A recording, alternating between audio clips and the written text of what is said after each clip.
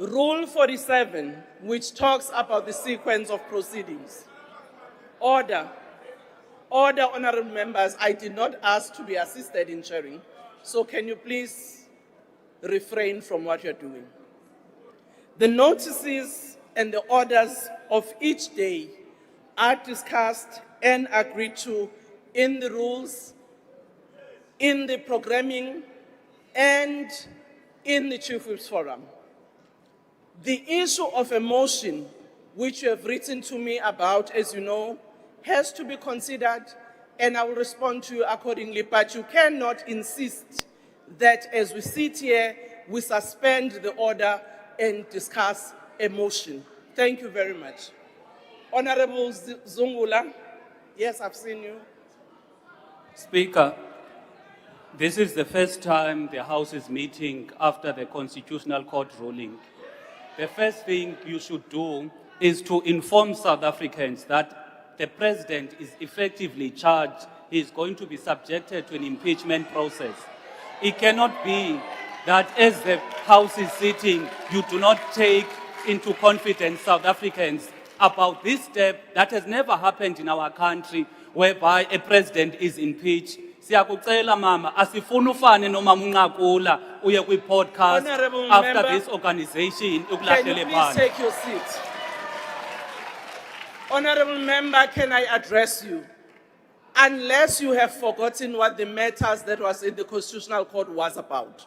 And those matters was about Parliament and Parliament's processes.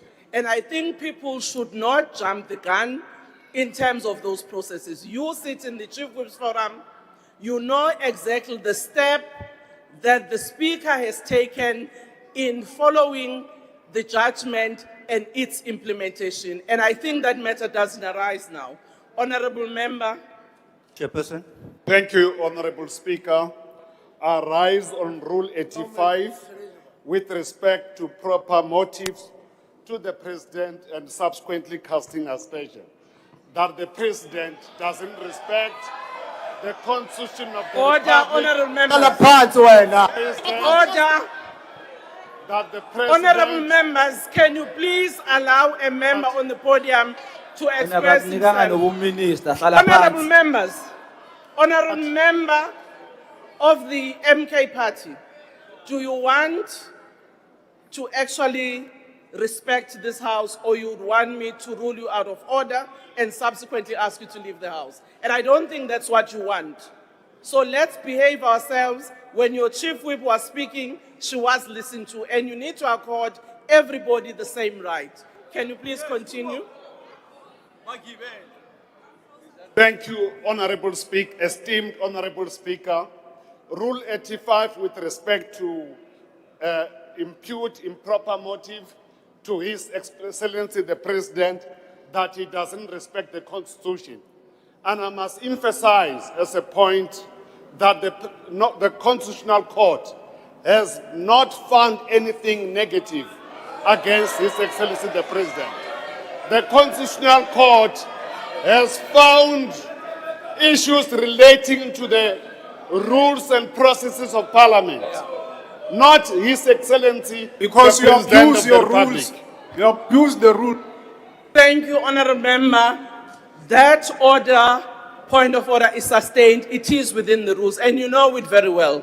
Honorable members, I actually am suspending this discussion on the sequence of the program. We have you are not going to say that, Honorable Reddy. Today, it's about the questions to the President, and that's where we end. Speaker. Can I ask respectively all other members who have got you? I've noted you, Honorable Mellon, and I've noted Honorable Mantashe, and I'm ruling that now we move to the questions to the President, as it is in the order paper. Thank you very much.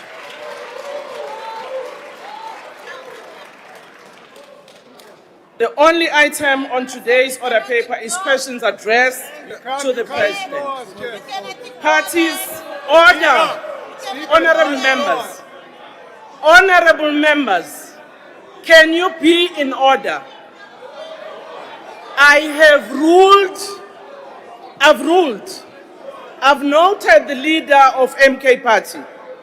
I have ruled and I've sustained the order in terms of what we are here to do before in this House. And we are not having any other matter on the agenda. If you have concerns, you can follow up and write as it is according to the rules if you are not happy with the rule that has just been made in terms of the ruling. Thank you. Speaker, the rules allow us to raise point of People want orders. to ask. And you can't Speaker, preempt you are what out these of hands order, are Speaker. going to say. You are out of order. Order, You are honorable doing members. what they did in 2022. Honorable You are members. protecting a constitutional Honorable delinquent. member. Honorable Someone member. who could be a criminal. Honorable Reddy, I'm Different naming for you. him. I'm naming you. Because you know Speaker, exactly can what I be to make this recognized, out of please? order. I am naming you, and the next thing you do that, you will have to leave the chamber. Please, Speaker, Can I let be him go. recognized, And not please? waste the time of this House.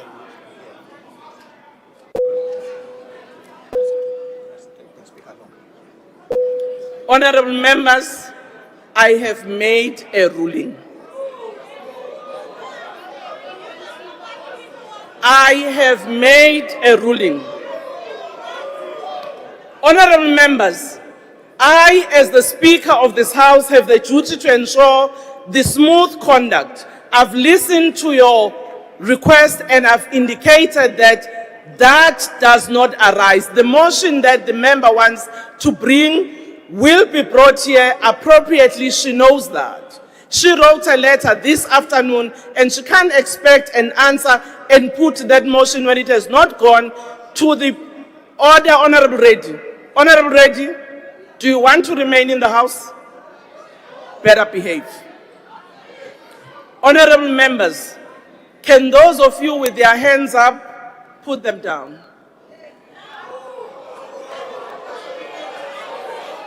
No. Can we go back to the order in terms In that of case, what Honorable is on the Speaker, we agenda? cannot sit.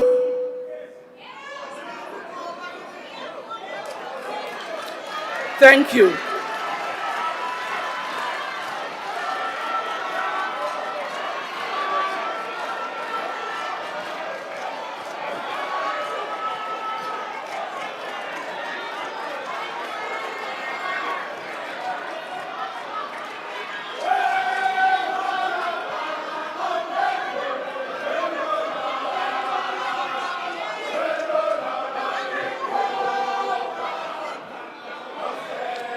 Honorable members, those of you who want to leave the House, can you please do so orderly?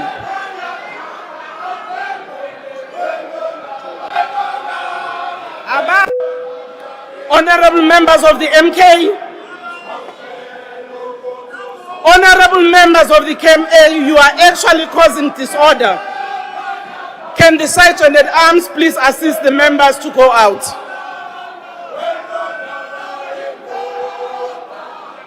Can you please assist the members to get out of the House?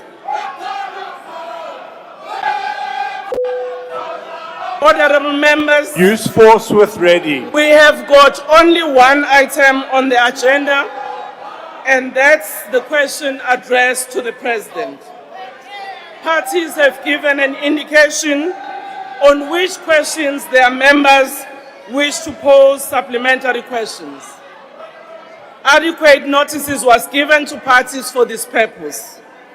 The members who will pose supplementary questions will be recognized by the presiding officer. In allocating opportunities for supplementary questions, the principle of fairness, among others, has been applied. When all the supplementary questions have been answered by the President, we will proceed to the next question on the order paper. First questions to the President has been asked by Honorable M. Tuli. The question is that given that the South African Investment Conference 2026, which is now also replicated in other provinces, secured 415 billion in investment pledges, and noting that the Republic is grappling with a structural unemployment problem where the economy is unable to absorb those who enter the labor market on an annual basis? What is the envisaged growth in employment that is anticipated investment will bring within the medium to the long term? Honorable President, you can take the podium or answer from your seat if you want to.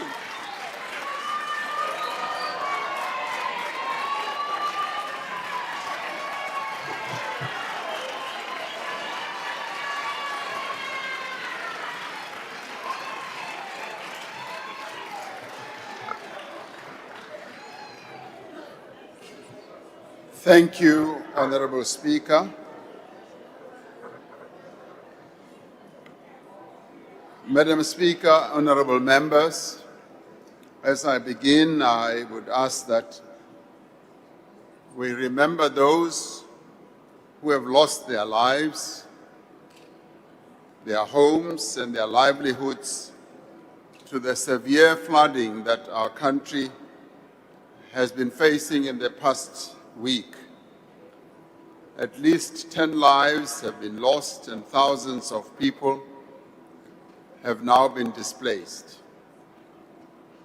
I should say that our thoughts and our prayers are with the families who are mourning their loved ones, with those who have lost their lives, all that they had, and with the owners of businesses that have also been destroyed. We pay our respects to those who have lost their lives.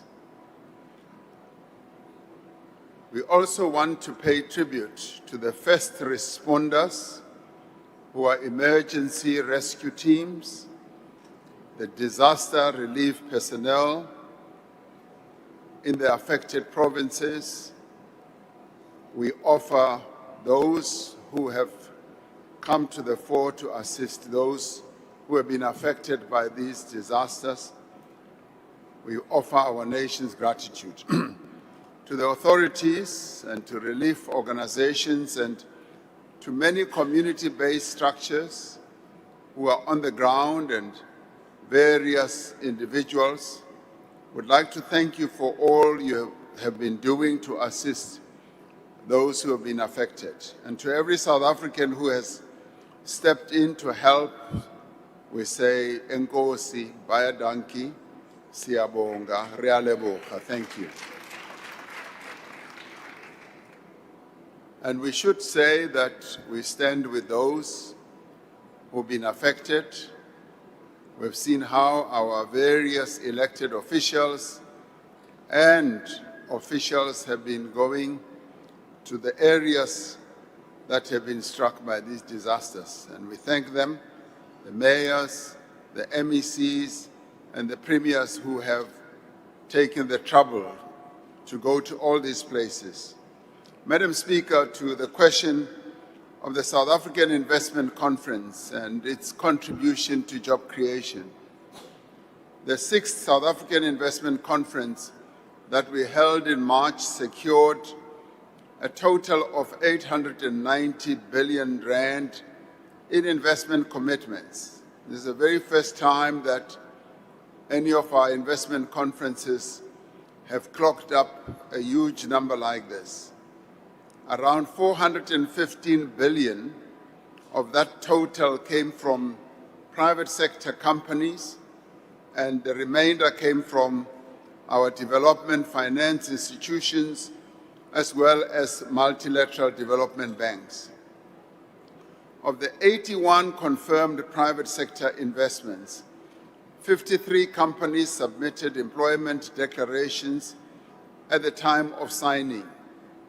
The balance were not at the time able to submit the tally or the numbers of those who would be employed as a result of the investment commitments that they announced. Now, these 53 investments are projected by the companies themselves to create approximately 230,000 direct permanent jobs. Not all investment capital, honorable members, creates employment at the same rate. They often differ quite substantially. Labor-intensive investments in global business services and financial services generate approximately 3,900 jobs per 1 billion that is invested.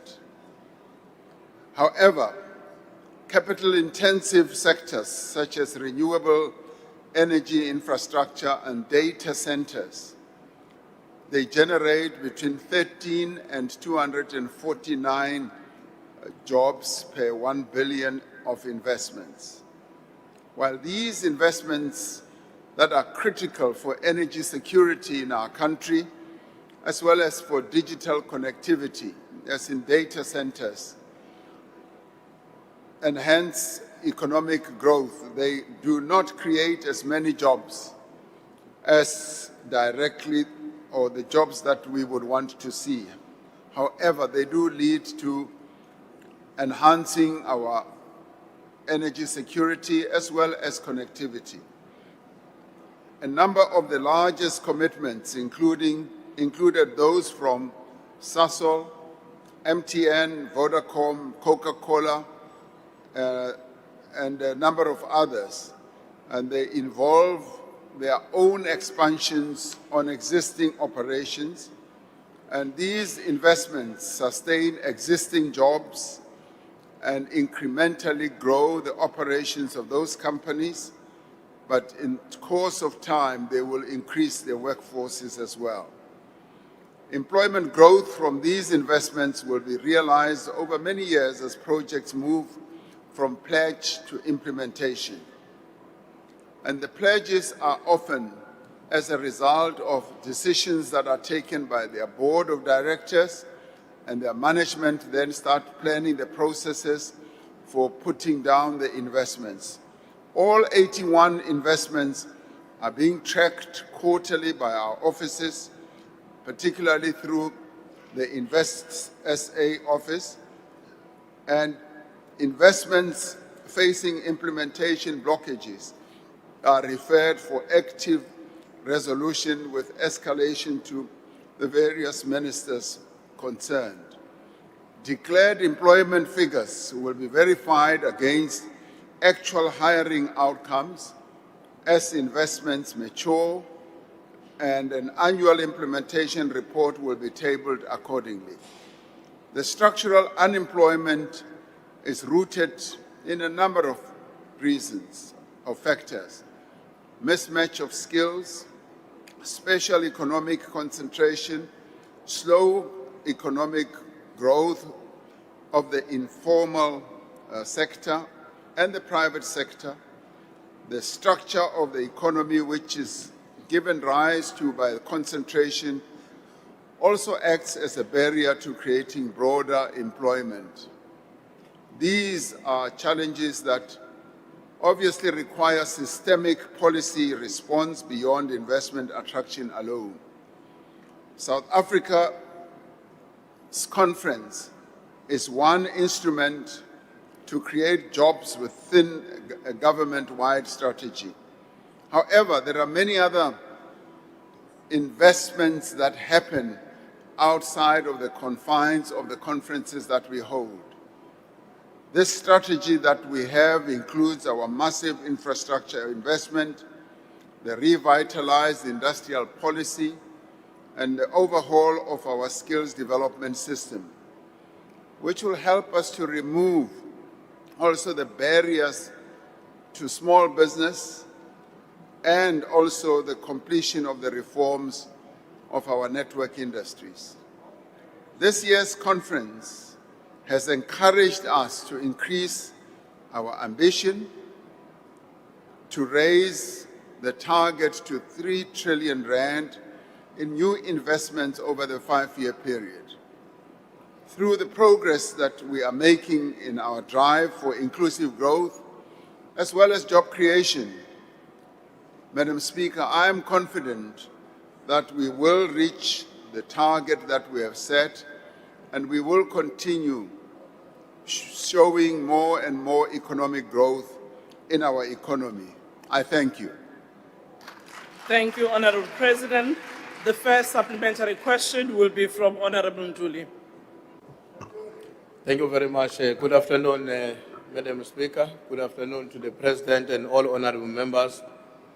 Thank you very much, Mr. President, for that comprehensive answer, which is quite helpful. Now, Mr. President, where I would like you to further clarify on this matter is that as the first conference that was in 2018, the investment pledges were within the range of about 290 billion. And at the time, the level of unemployment was at the level slightly below where we are today. Now, there's a good confidence in terms of business investment with more money being pledged to be injected into the economy. And unfortunately, that image is at the time where the level of unemployment is also soaring up. We would like the President to explain to the South Africans how should they retain a strong confidence in these initiatives in the light of the fact that the levels of unemployment are increasing. And also, President, to also comment as to whether or not, in your opinion, aren't we confronted by a situation where some of the companies are making commitments that are beyond what they are able to deliver within the time at which they are committing? Thank you. Thank you, Honorable President. Honorable Speaker, well, starting with the last part of your conference, obviously, when companies make commitments, they are expressing their hopes and their ambitions. And those hopes and ambitions should be respected because these are independent and voluntary companies that are planning for the growth of their businesses. And in the main, we often find that much as at times there are delays in putting down those investments, they do live up to the hopes and the objectives that they have set for themselves. Sometimes the delays have to do with the regulatory environment, and sometimes there's some force majeure, but in the end, the majority of companies that make commitments were found do live up to those, and sometimes it does take a little longer. Obviously, our economy is facing enormous challenges and difficulties, and some of those challenges and difficulties have also been given rise to by the slow turn in economic growth, maybe globally. Usually, a number of high-growing countries have been growing at 5, 6, 7%. They are now much lower. And there is a slowdown generally in the global economy. However, we are a developing economy country and would have expected that our growth would be a lot higher than where it is now. We are hoping and targeting a growth level of 3% and above as we carry on with our reforms. The lack of reforms has held companies back from investing as they would. It has held back investments, and it is as we are embarking on these reforms in our logistics network to enhance exports and imports. That should lead up to many goods being exported and imported into our country. Our electricity challenges of the past few years have also led to companies not being quite forward in terms of investing. When you look at factories and mines, for them to operate at an optimal level, they need energy. And without energy, the economy cannot grow. The economy revolves around energy. It revolves also around the regulatory environment. And it is for this reason that we are also upscaling our regulatory environment, removing barriers so that businesses can operate more profitably. And of course, the other challenge, as I said, is the concentration of the economy of our country in terms of the ownership thereof.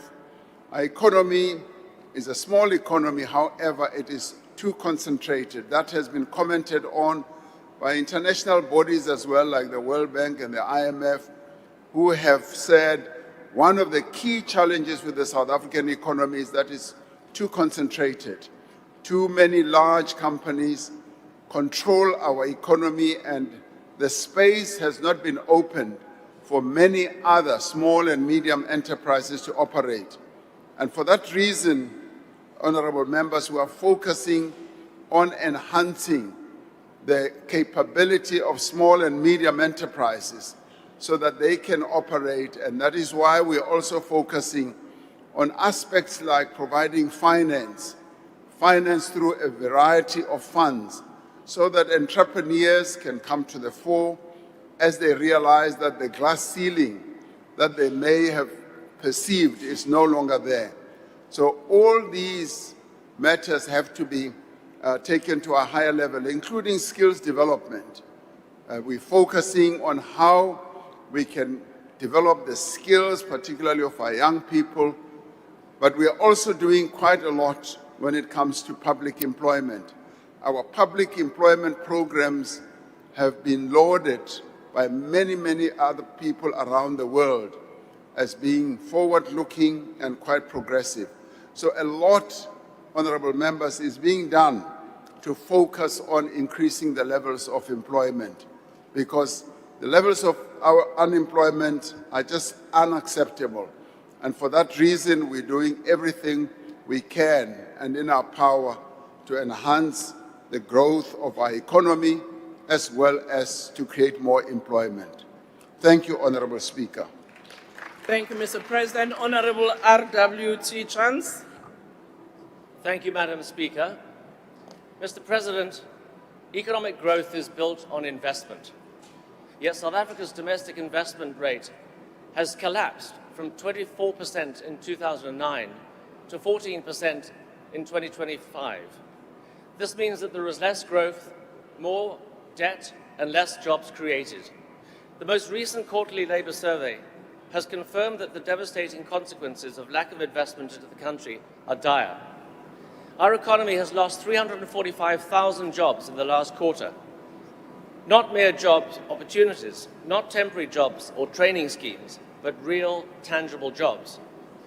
These are outcomes of bad ANC policies, such as BBBEE, bailing out failed SOEs, and cadre deployment, amongst others.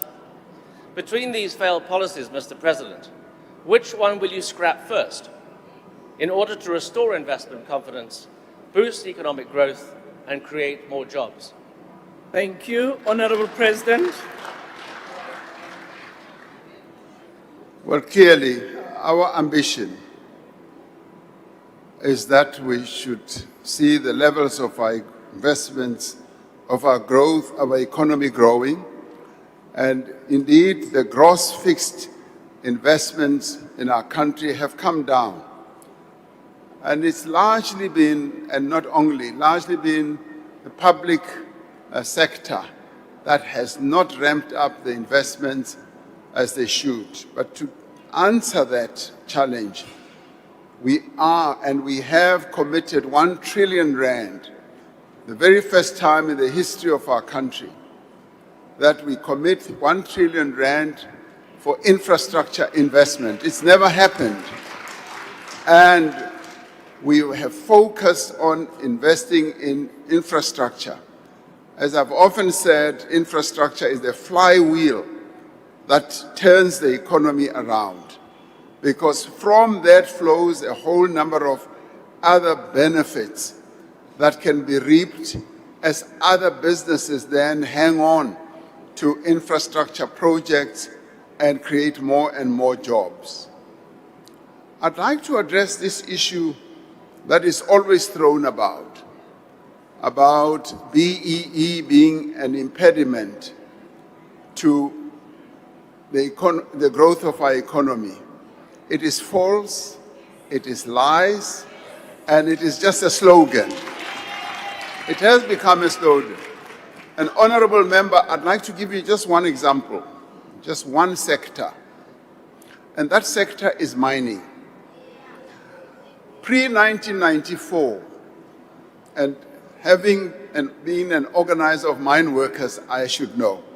Pre-1994, the mining industry in our country was just controlled by 6 mega companies.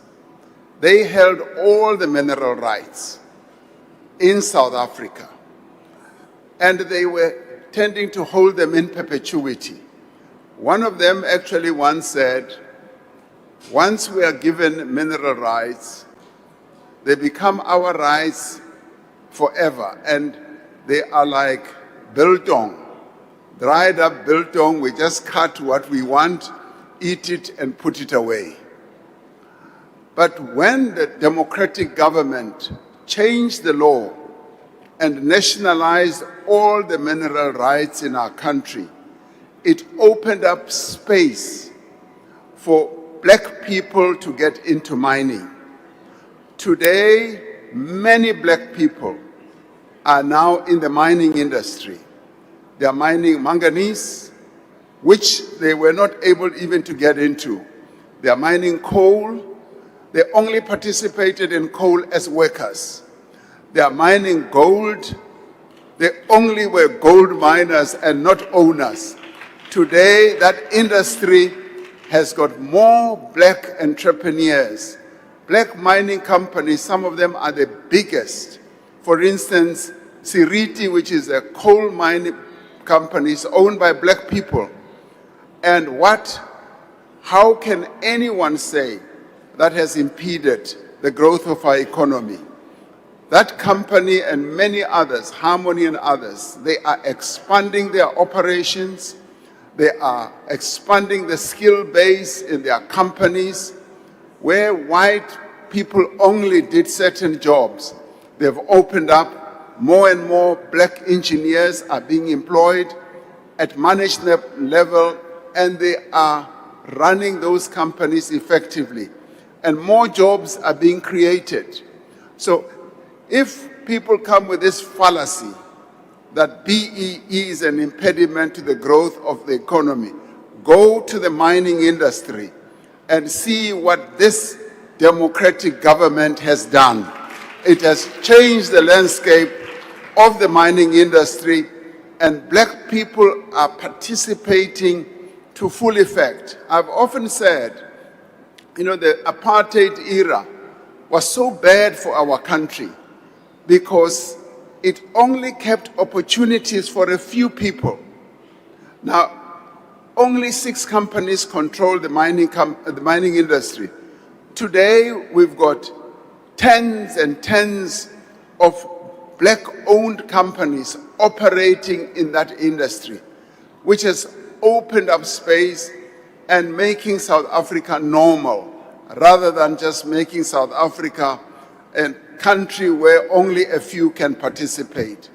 And I think those who say it's a holdback for economic growth should hang their heads in shame, because if they say so, it means that they wanted white people only to continue controlling the economy of our country.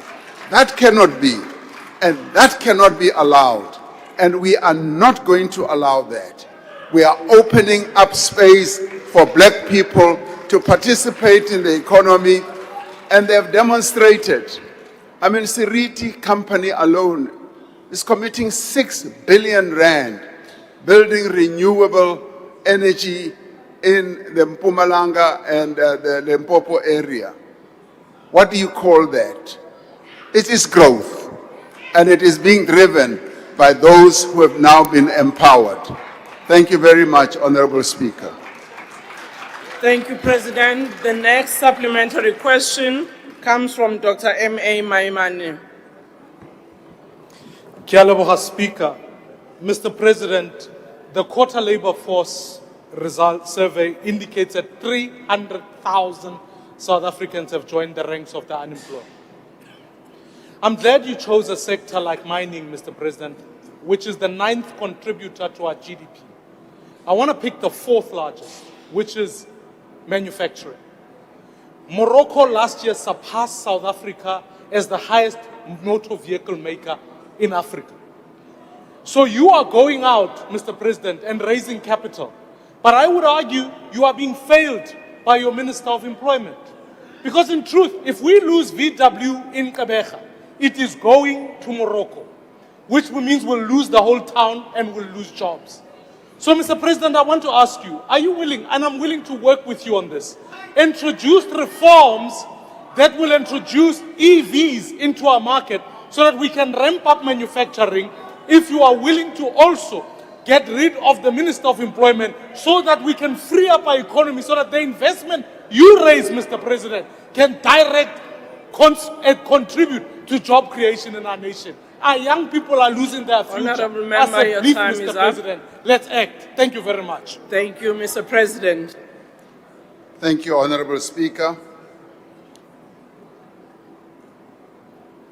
The low levels of employment in our country are a challenge to all of us, to government, to communities, to companies as well as, I would say, to the leadership of this country.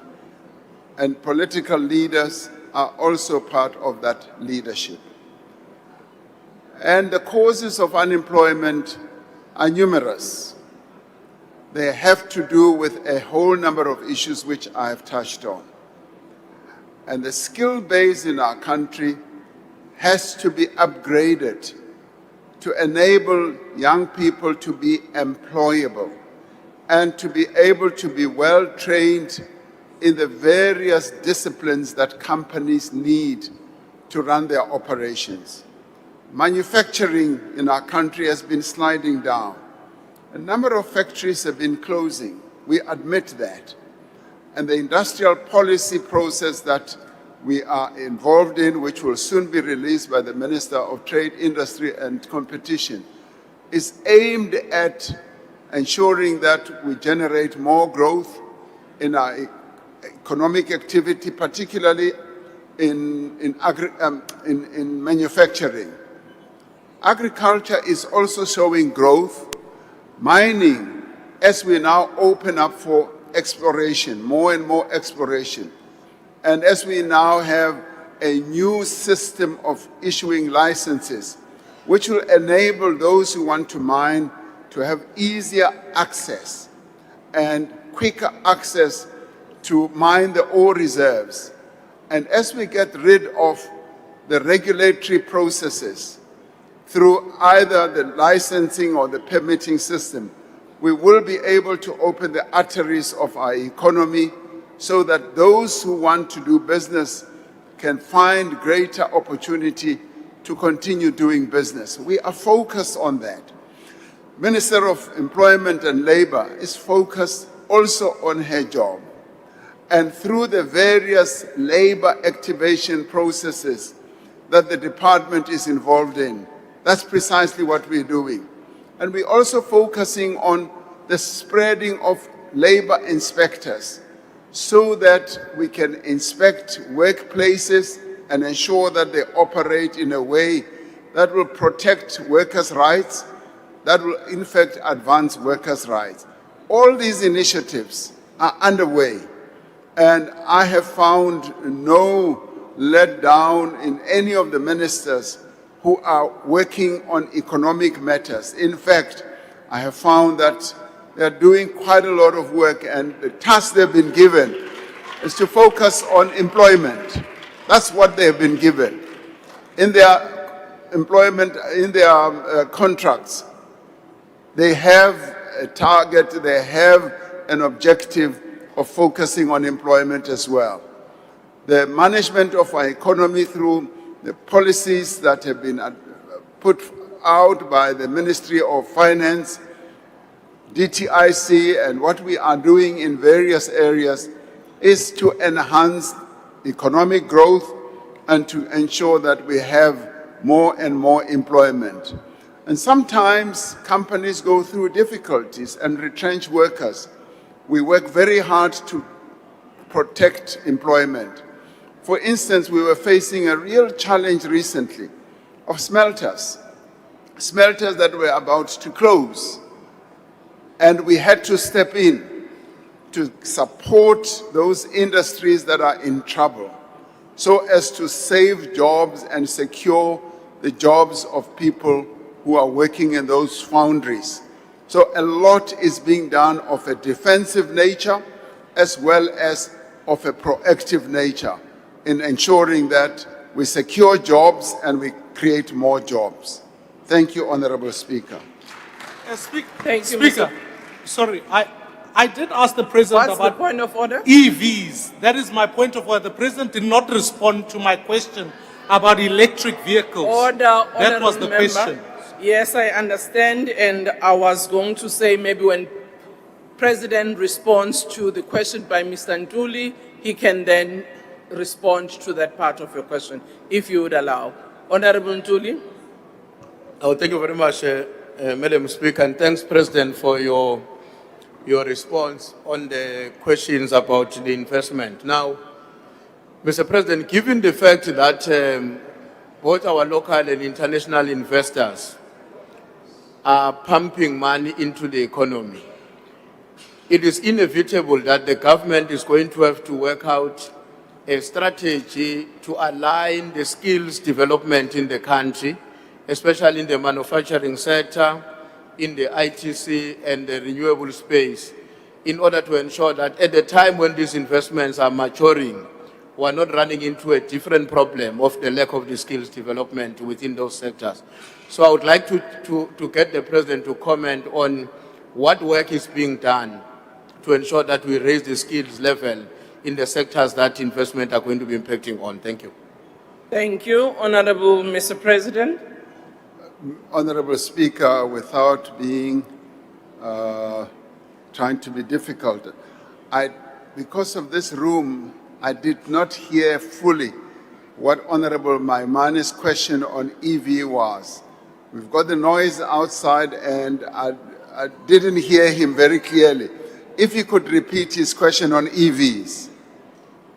Thank you, Mr. President. I'll ask Honourable Maimane to repeat that section of his question. Of course, 𝐶𝐨𝐵𝐿𝐵, President. I was saying Morocco has surpassed us in this regard. Rwanda is doing the same. Is the South African government willing to introduce reforms to introduce electric vehicles? Because we can't keep making petrol motors in an economy that is moving towards electric. That's what I'm wanting to talk about. Thank you. Honourable President. Thank you. Let me start off with Honorable Ntuli's question.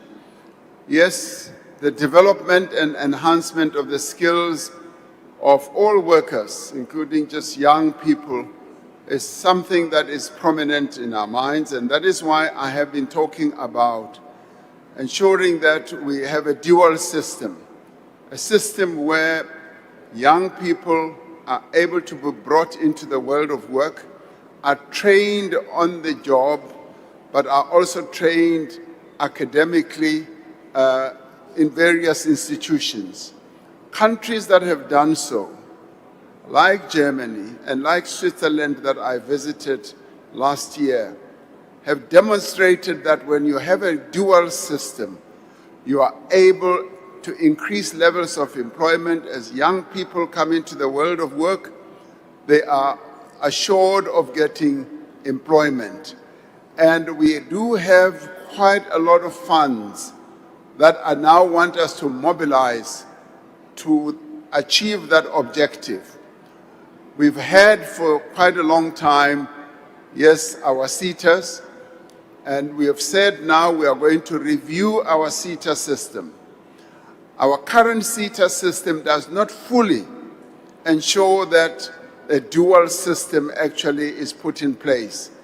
Now, with a review of our SETA system, we should be able to have a dual system right from the beginning of the training of young people. Academically, they should be paired with actual live jobs so that when they finish their academic training, they are then able to know that they are going to get a job. We practice this with the YES program, which I've reported about.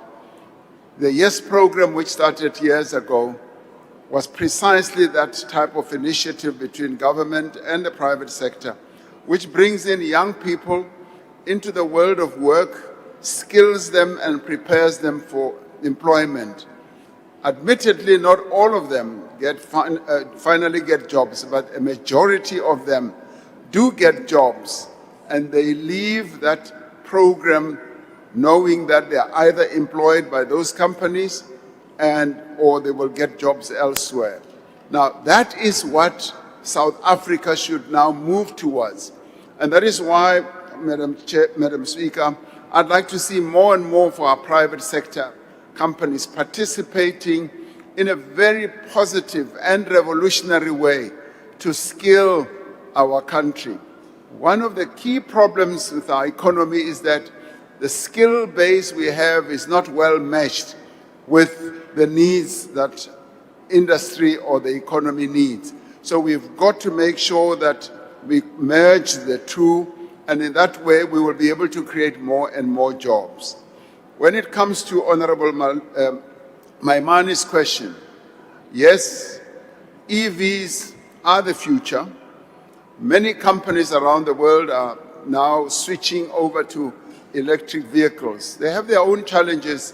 We are finalizing the full program on EVs, and the Department of Trade, Industry and Competition is finalizing all that, and we should be able to issue that out so that the car manufacturers can come to the fore.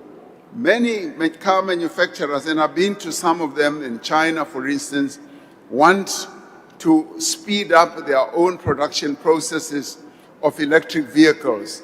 And a number of them have even said they will lay out the charging system throughout the country so that South Africa should, in many ways, or in some ways, migrate to EV. Admittedly, not every car will be EV driven, but a number of cars will be. So we are a most developed industrial base on the continent, and for us it's an easy process. We will be able to take to this quite easily and quite quickly. Thank you, Honorable Speaker. Thank you very much, Honorable President. We now move to the second question by Honorable Ms. J.S. Peterson. The Madam question...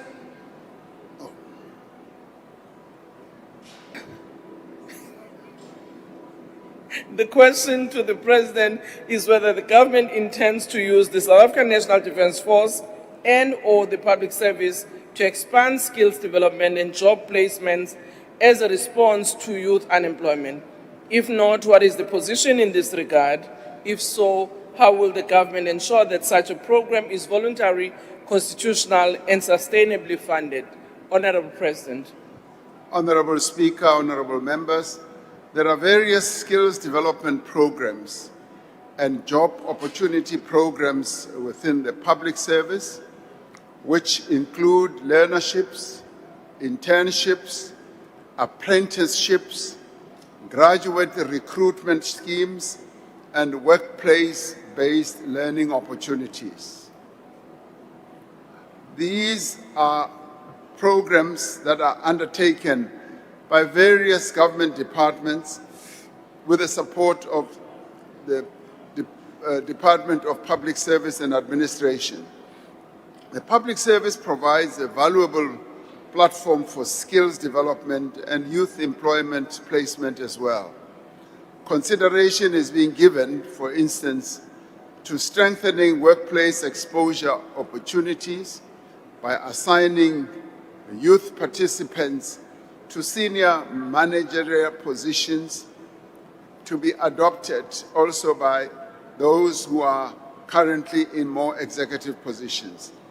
The Department of Public Service and Administration has begun exploratory initiatives to provide permanently employed young people and interns within the departments with work exposure opportunities aligned to the African Peer Review Mechanism.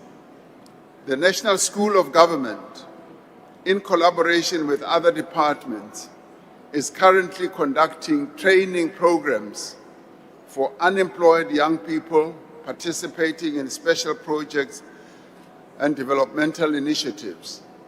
In line with the Reconstruction and Development Act of 1996, which advocates for the establishment of a national youth service, and in response to the persistently high levels of youth unemployment, as the President and Commander-in-Chief, we should consider a step change to increasing numbers of unemployed young people.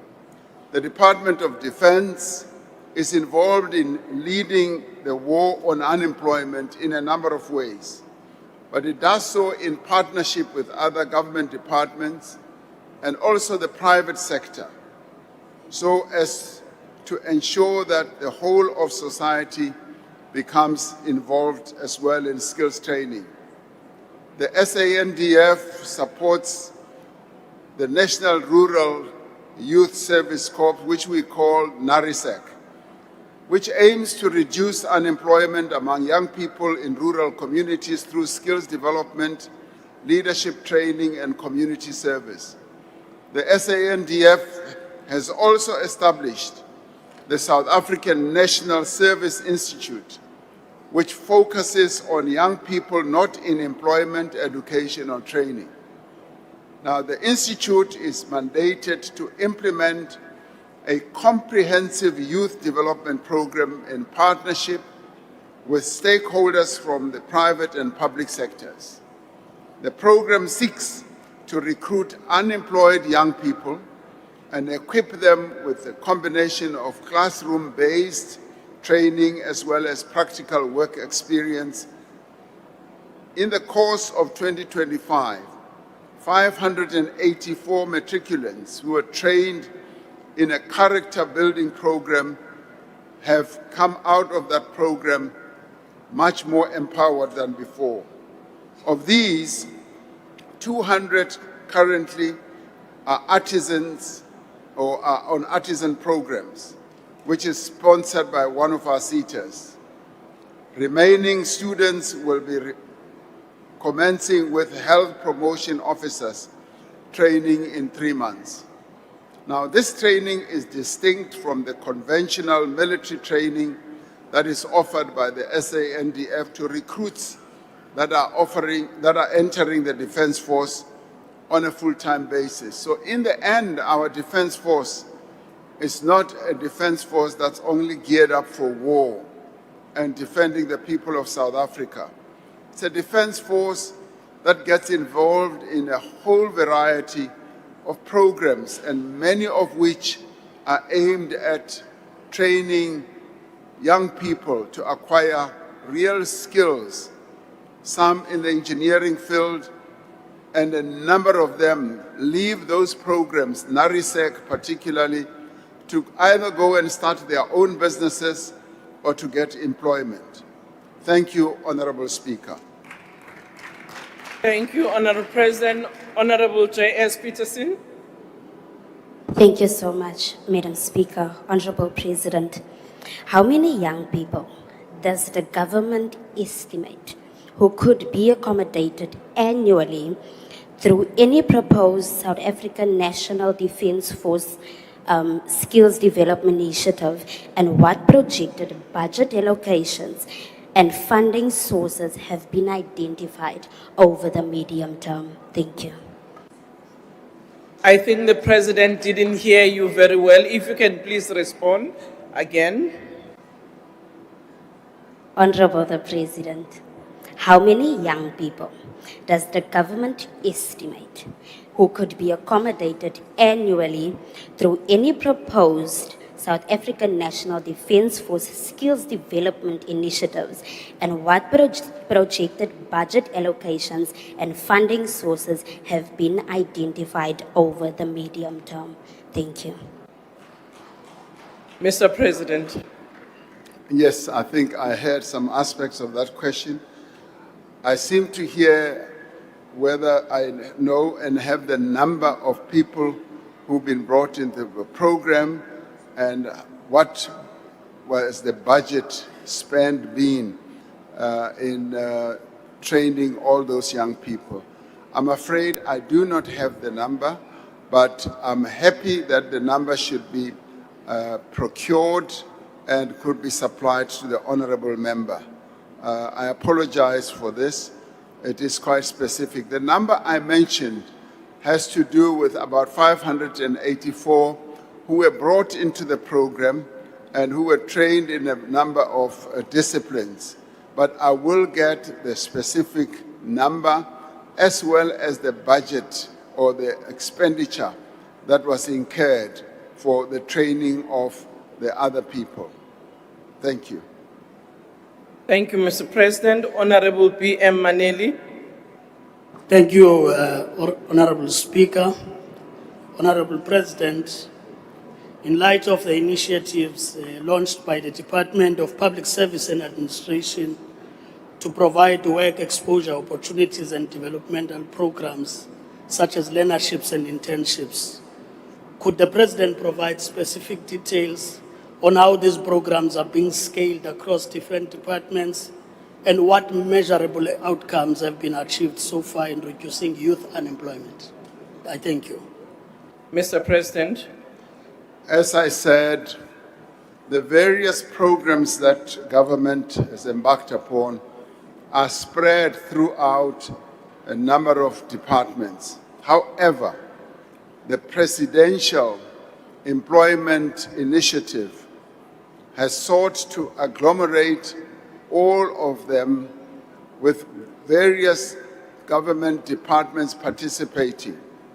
And I have said before, up to 2 million young people have gone through the various employment opportunity initiatives.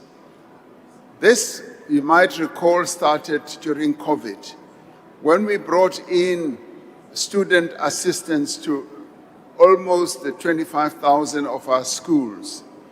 Their participation in our schools was felt by the teachers, by the students themselves, the learners, as well as by communities. Wherever I went, I often heard that we would like those teacher assistants to stay because they are supporting the education initiatives in their schools. And those young people who went in were trained or helped the schools in a variety of ways. On IT systems, they helped the schools from the teaching methods that they had learned from their own learnings or universities or colleges, and they were quite effective. Apart from that, we also had a number participating in agriculture. We also had a number participating in in health, for instance. So the programs are spread throughout the various departments, and we have found them to be quite effective. And of course, the only letdown for us is the budgetary constraints that we have. We wanted the finance or treasury to give more money to this program, but there wasn't just enough money. So it's been scaled back quite a bit, disappointingly. But we are hoping that more money, as the fiscus gets more revenue, we will be able to upscale that. These programs, all of them together, have proven to be quite beneficial to young people, and some of them have actually been bursaries. Various government departments have given bursaries to young people, either to learn here in our country or even offshore. Combined with what we are doing through NSFAS, we have found that these programs are actually empowering to young people. So a combination of all these programs have standing young people in good stead. And you may also know that we set up a platform where young people fly to their own CVs and make themselves available to employers. It's a platform that now has up to 5 million young people and a number of them are able to source employment or training through that platform. So much is being done to bring down the levels of unemployment, particularly amongst young people in our country. Thank you, Honorable Speaker. Thank you, Mr. President. Ms. 𝐸𝐴, please. Thank you, Honourable Speaker. Mr. President, South Africa does not suffer from a shortage of training initiatives. It suffers from a shortage of jobs, as very few of these training programs translate into real employment opportunities. Without measuring outcomes, we cannot measure the effectiveness of these programs. Can the President therefore indicate what percentage of participants in existing government-funded skills programs have ultimately been absorbed into real jobs? And if the President cannot, why would he be willing to take even more money from the taxpayer to fund yet another costly training scheme without the guarantee of real jobs to tackle our staggering youth unemployment rate? Honorable Mr. President. Well, the question that you are raising, Honorable Member, is precisely what is the main focus of the various programs that we have embarked upon. And speaking much more directly, that is why we are seeking to get, for instance, the contribution that is made by employers to be properly utilized for the dual training that we are talking about. Because the money that finally gets into the skills fund should be properly utilized in the way that I have been articulating. It is through this type of initiative or program that we will be able to increase the level of employment of our young people. Yes, you are right. It's often not so much skills, but jobs. But there is an intersection between skills and jobs. People need to get jobs to enhance their own skills, but they also need skills to be able to get into job opportunities. So we do need to focus on both as we create more and more opportunities for young people to learn, and also for young people to be able to get jobs. So we see the dual system as being the best that we can embark upon.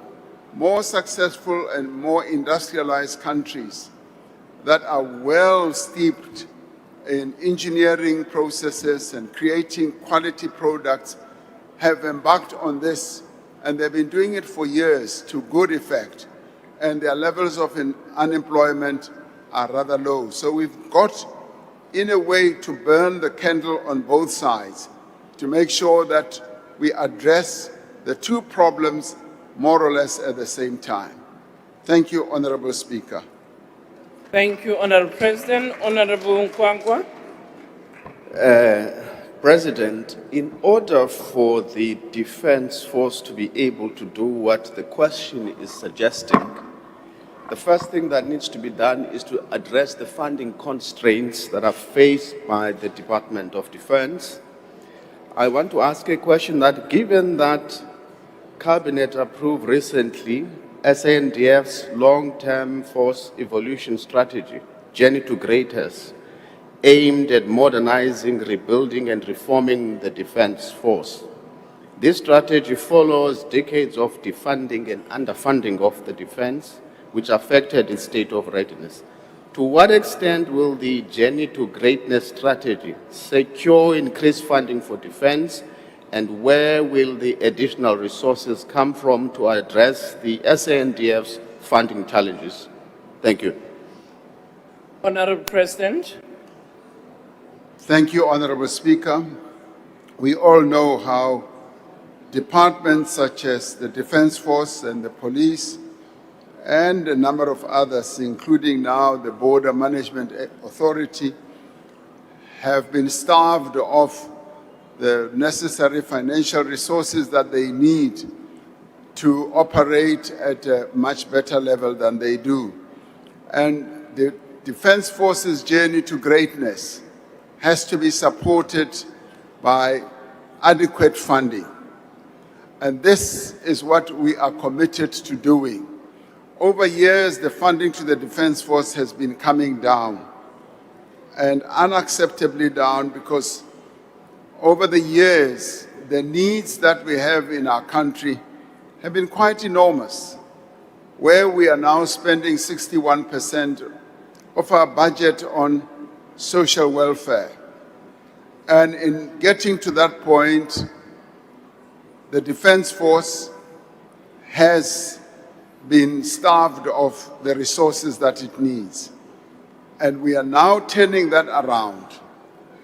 In the end, it is the people of South Africa who, through the revenue that is raised from them, will need to fund the Defense Force, will need to fund through their taxes the Defense Force. It is the national security of our country that needs to be secured. So, moving to that point of greatness once again is going to require full commitment on government side to deploy more financial resources for the Defense Force. What I can say is that the commitment is firm from myself as the Commander-in-Chief of our Defense Force, of our armed forces. The commitment is firm from Cabinet, and we are going to make sure that the Defense Force is no longer starved of the resources that it needs. So we will, moving forward with our various budgets, be allocating more and more money to the Defense Force. Of course, I know you would like me to stand here and masquerade as a Minister of Finance. I cannot do so. That will be done in the budgets that are forthcoming from the Treasury Department. So I can say, watch this space. We are going to be allocating more money to the Defense Force. Thank you, Honorable President. Honorable J.S. Peterson. Thank you so much, Madam Speaker. Honorable President, is there any intention to prioritize specific provinces or categories of unemployed youth in the implementation of any such programs? If so, what criteria will be used to ensure fairness, transparency, and equitable access, especially in underserved communities? Thank you. Can I ask you to come on the front row mic? I'm sorry. I don't think President was able to pick up your last follow-up. I think it's even more to speak into the mic like I am doing. Even when seated, it should do. Madam Speaker. Speaker. You can Honorable go President. ahead. Yes, Honorable Chief Whip of PA. Thank you, Honorable Speaker. Sorry to do this. My apologies. I have, while I'm sitting here, sent a message to Honorable Peterson to say she must use a campaign voice, because I know her outside of this house. Honorable Member, Chief Whip, don't take it from Honorable Peterson. She will do exactly what she needs to do.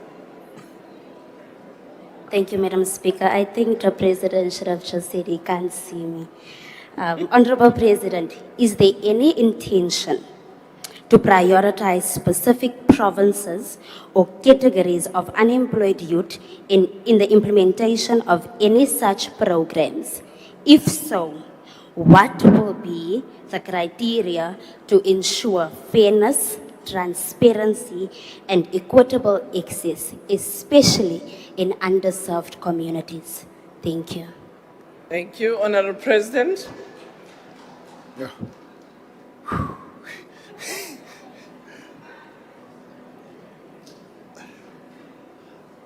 Could the honorable member come closer, please?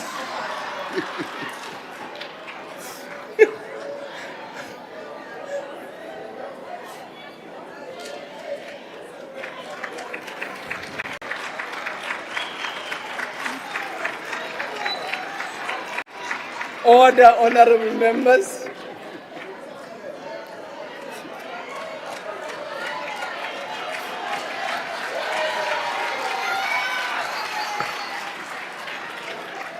Honorable. You Honorable can the go ahead, President. Honorable Peterson.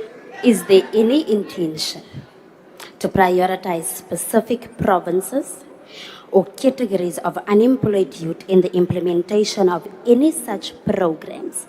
If so, what criteria will be used to ensure fairness, transparency, and equitable access, especially in underserved communities? Thank you. Thank you. I rise on a point of order. What is the point of order? Honorable, Mr. President, you can take a seat. Honorable Speaker, as the Chief Whip of the Patriotic Alliance, Yes. I've said campaign voice, not below talk voice. That is not a point of order, Honorable Madam. What I will do to make sure that President is able to hear members, will give him the earphone. And I'm sorry, we are not going to have other candidates to come to the podium to ask their questions. Honorable President. I think the Honorable Chief Whip of the Patriotic Alliance has imaginations of grandeur. I could never have a pillow talk in public. That is not parliamentary also.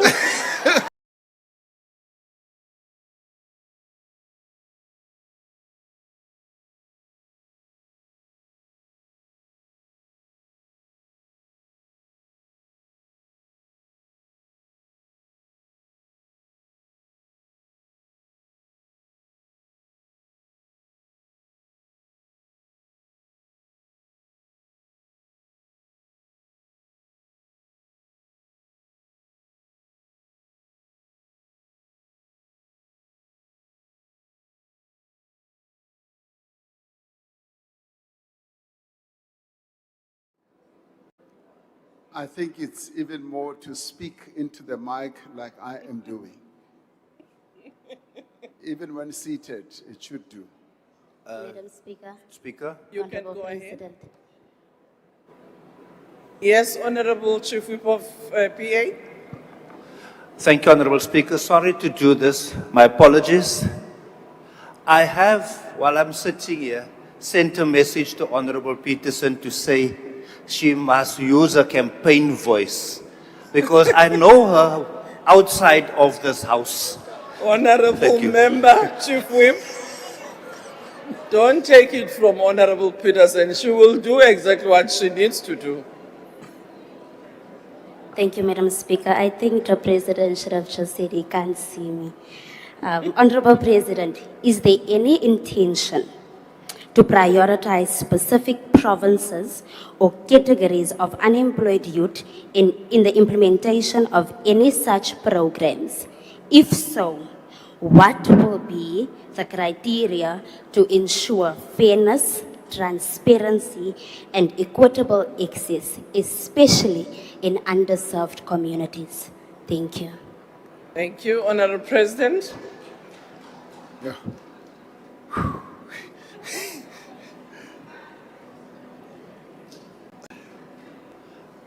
Could the honorable member come closer, please?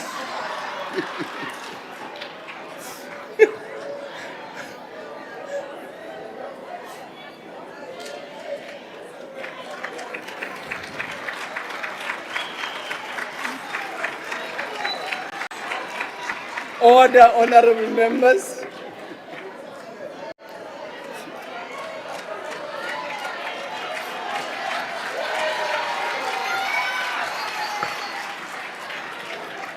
Honorable.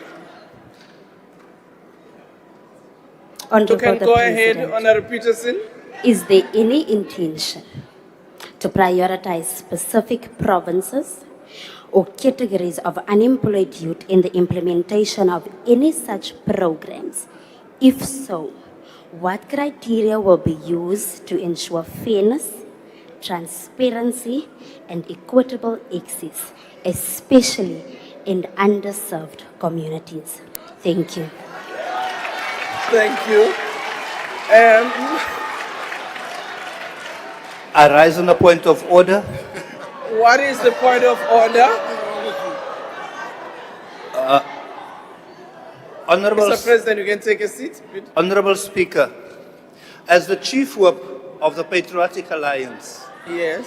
I've said campaign voice, not below talk voice.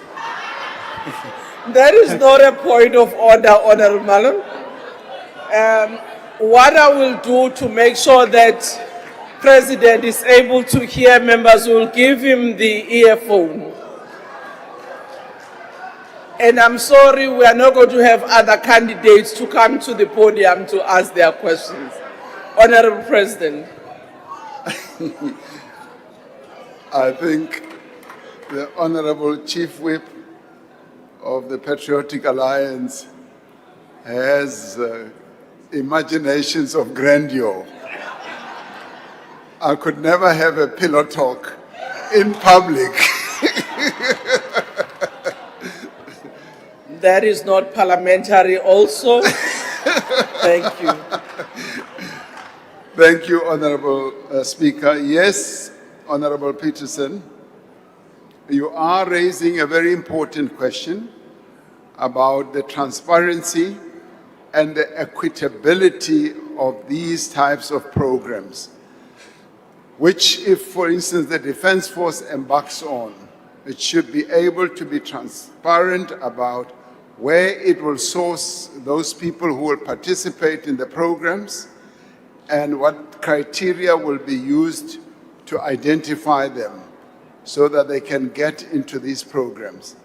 Your suggestion is well said, and it is actually something that we ought to be doing, so that we move away from the notion of just focusing on certain either provinces or certain communities, leaving out underserved communities.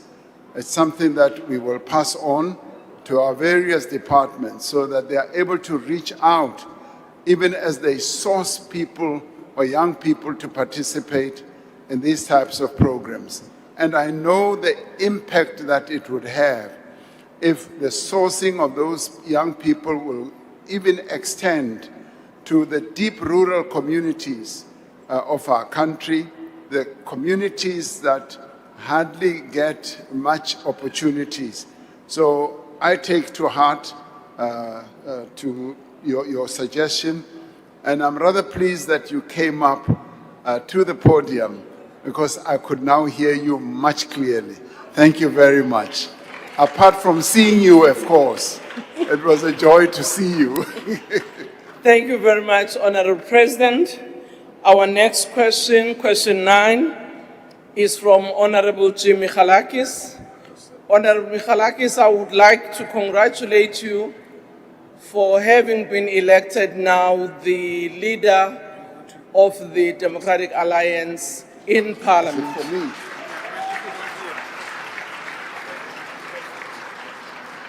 But I know that you are still doubling up. I haven't been told who's the new chief whip. So you are a chief whip in transition to being, that step of moving. So the question, Mr. President, is whether he has found that the rollout of Operation Prosper has succeeded in meeting its objective thus far. If not, what is the position in this regard? If so, what are the relevant details? Mr. President.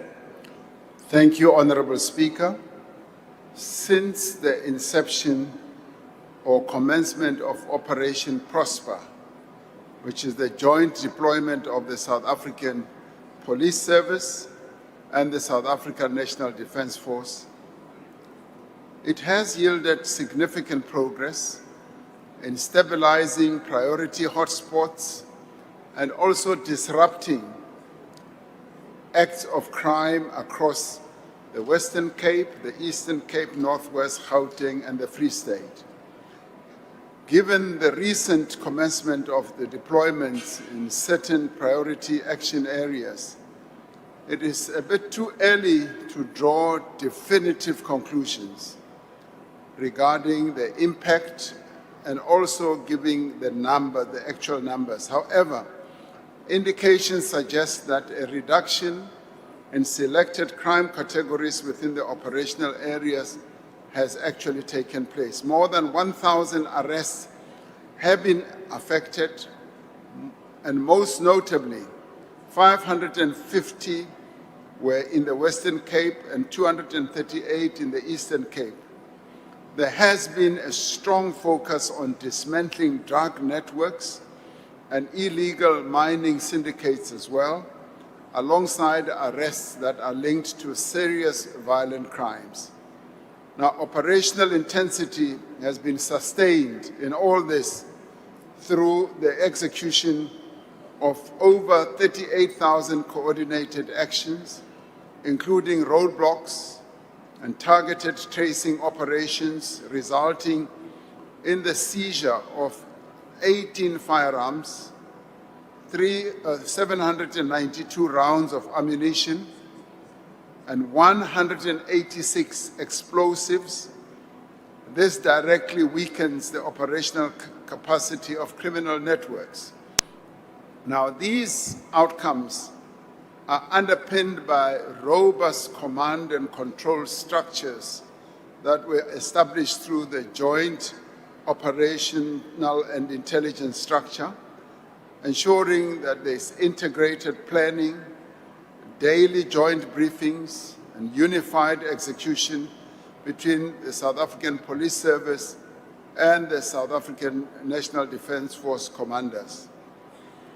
Honourable Speaker, while there is tangible progress towards reclaiming territory and stabilizing communities and advancing broader security outcomes, we need a government-wide and a society-wide effort to prevent crime and address its social and economic causes. There is much that Operation Prosper can achieve and is currently achieving, but it also needs to be reinforced and be supported by an integrated crime prevention strategy to be undertaken by all parts of the state and all sectors of society. And in this regard, I do believe that it was a correct decision to deploy the South African National Defence Force to support the South African Police Service. And we are beginning to see good dividends. The recovery of so many explosives and so much ammunition just talks to how effective this program has been. And the arrest of so many people is pointing us in the right direction. Thank you, Honourable Speaker. Thank you, Honourable President. Honourable Michalakis. Thank you, Madam Speaker, and for your kind words.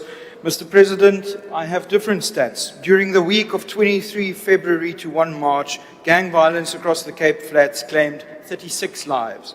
In the first week of Operation Prosper, it averaged 32 people dead. Between October and December last year, an average of 20 illegal firearm and ammunition-related cases were recorded in Mitchell's Plain alone. For the first month of Operation Prosper, among multiple deployment areas, the figure has gone up from 20 to 23.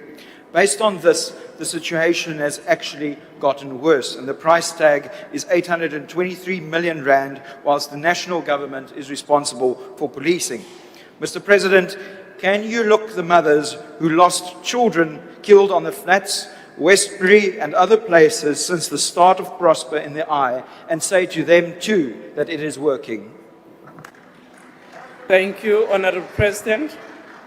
Honourable Member, yes, I would be able to look those mothers and offer my condolences and also offer my sympathies and inform them and the community of those areas that we are doing everything we can and we will do much more to bring down the levels of gang violence. And of course, we can politicize this matter as much as we like. The fact of the matter that when lives are lost, we should all be saying we want the police and the SANDF to succeed. That is why I say it is a government-wide and a community-wide effort that will bring down the levels of this criminality. We are scaling up our intelligence services. We are scaling up our complete surveillance of all these gangs, and much is being done to ensure that we bring down those levels of criminality. Yes, we count the cost that it is taking. The cost is about the deployment of those people. Those people, the soldiers and the police that we are deploying, are employees who are working way beyond their normal hours of work, who have to be accommodated away from their families, who also have to be transported to wherever they need to go. That costs money. And we've always all said, let's put more boots on the ground. Let's have more and more security officials on the ground. And that's precisely what we are doing. Success will come. I'm sure about that. And our police service and our defense force is under enormous pressure from me to make sure that Operation Prosper does succeed. So I'm looking forward to much better news going forward, rather than, yes, the bad news that you are giving me. Work with us, work with the police, and let's see how best we can bring those levels down. Thank you, Honorable Speaker. Thank you, Honorable President. Honorable WM3. Thank you, Honourable Speaker. Mr. President, the ACDP welcomed the SANDF's deployment in support of SAPS to fight organised crime, gangsterism plaguing our communities, trusting that this deployment would result in safer communities. Sadly, many community leaders have criticised the military presence as short-term band-aid solution to a long-term deep-rooted violent crime. Mr. President, noting the underfunding that was mentioned by Honourable 𝐿𝐾𝐭 of the SANDF, and given that Cabinet has recently approved the journey to greatness for the SANDF, will the Honourable President, as Commander-in-Chief number 1, ensure that additional financial resources are made available to guarantee that the SANDF not only succeeds in its journey to greatness strategy, but is able to fulfill its constitutional mandate of protecting the country, including this case of supporting the police in fighting organized crime? And secondly, does the journey to greatness strategy have an explicit exit strategy to prevent violent crime when the SANDF exits? Thank you, President. Thank you, Honourable President. The simple and straightforward answer to that is yes. We will be ensuring that we support the SANDF on its journey to greatness, and that has to be underpinned by giving them more resources. And we continue to support the South African Police Service to strengthen them, to enhance their capability, so that when the time approved by Parliament for them to be deployed in that area, when it comes to an end or when it's scaled down, they are able, as the South African Police Service, to work with the communities much more effectively, with our community policing forums, with everyone in the community, to ensure that we are able to rid of organized crime and crime activities or gang activities in those areas. So the full answer is yes, we are committed to capacitate them financially, and so that they can have all the resources they need to secure the safety of our people. Thank you, Honourable Speaker. Thank you, Honourable President. Honourable Michaelakis. Thank you, Madam Speaker. Mr. President, the answer is not the army. The answer is fixing the police. You just said that we should not politicize the matter. So my question to you, Mr. President, is if local and provincial governments, such as here in the Western Cape, are willing to help save lives, do you agree that your government should give them more powers to do so? Honorable President. Our police have powers to fight crime. Our Constitution empowers the police to fight crime. The law empowers police to fight crime. So there's nothing that stands in the way of our police in whatever fashion, constitutional or legally or otherwise. Their command system empowers them to fight crime. And all that we need to do is to strengthen the capacity of the police, not only at national level, at provincial level, at local level. Every police station in the country must be empowered to ensure that it is able to either stop criminality, work with community policing forums, and investigate acts of criminality. That's what the police are there for. We can never have a situation where we tie the hands of the police behind their backs. That can never be. So the police are empowered. It's a false notion to think that the police in particular areas do not have the power. Every police official has the power to ensure that we fight criminality. Thank you, Honorable Speaker.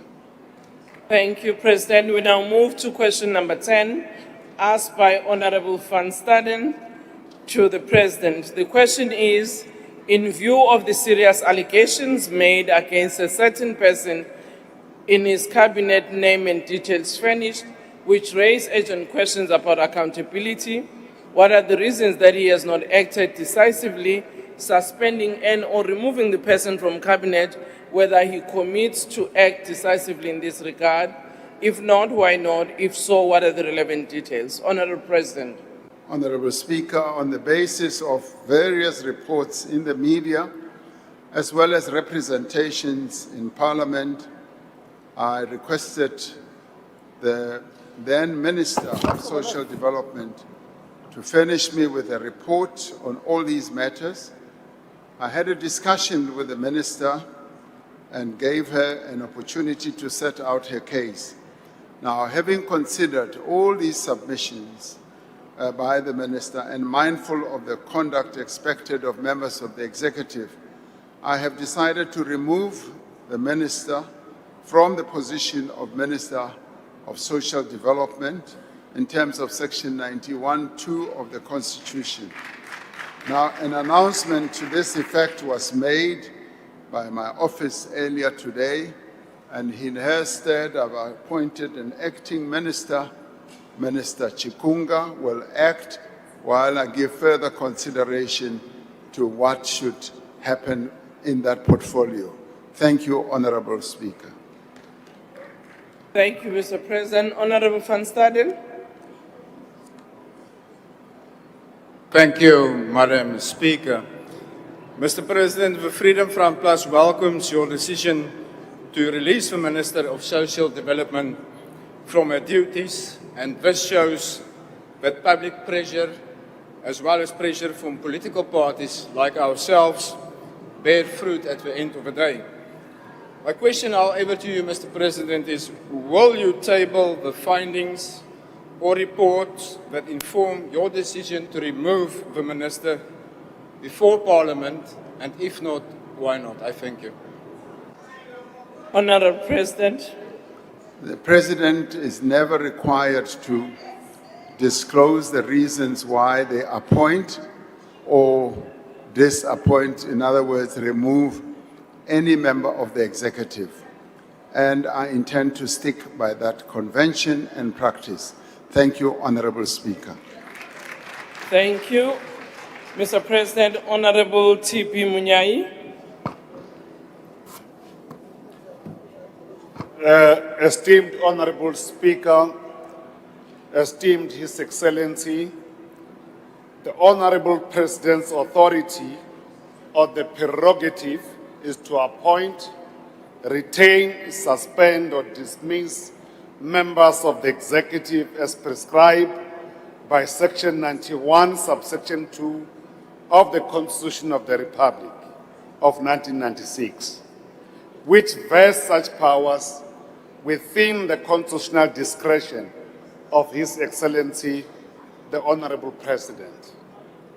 Whilst we are mindful of the doctrine of the separation of powers,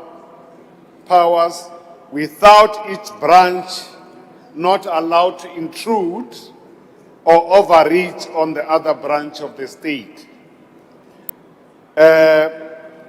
What has His Excellency, the Honorable President, would have done to maintain and restore public confidence in the integrity of the executive Honorable Member. in this regard? Already, His Excellency, you already answered to this question. I thank you, Honorable Speaker. Honorable President. I believe the honorable member concedes that the question has been answered. Thank you, Honorable Speaker. Thank you, Mr. President. Honorable N.K. Sharif. Mr. President, we commend you taking action against the now former Minister 𝐶𝐨𝐬𝐵𝐿𝐴. Scandals like these compromise public trust in the executive, and South Africans are the ones who ultimately pay the price. By agreeing with the leader of the Democratic Alliance and firing 𝐶𝐶 you have taken decisive action in cleaning up cabinet. But, Mr. President, we need to keep this momentum going. We cannot have ministers suspended indefinitely, drawing salaries from taxpayers' money while they sit at home and do nothing, undermining the integrity of national government. We trust that you will keep this momentum going and now turn your attention to firing Minister Mchunu. With Mr. 𝐶𝐨𝐴 out of cabinet, Mr. President, will you finally act and amend the Executive Ethics Code to ban ministers from accepting luxury gifts, particularly from foreign governments? Thank you, Honorable Member. Just again to remind members, in the House we don't call each other by name. We preface by saying Honorable Member, so and so, or we say Miss or Mr. I'm happy you corrected yourself on the second sentence of that question, but it's just a reminder once again. Honorable President.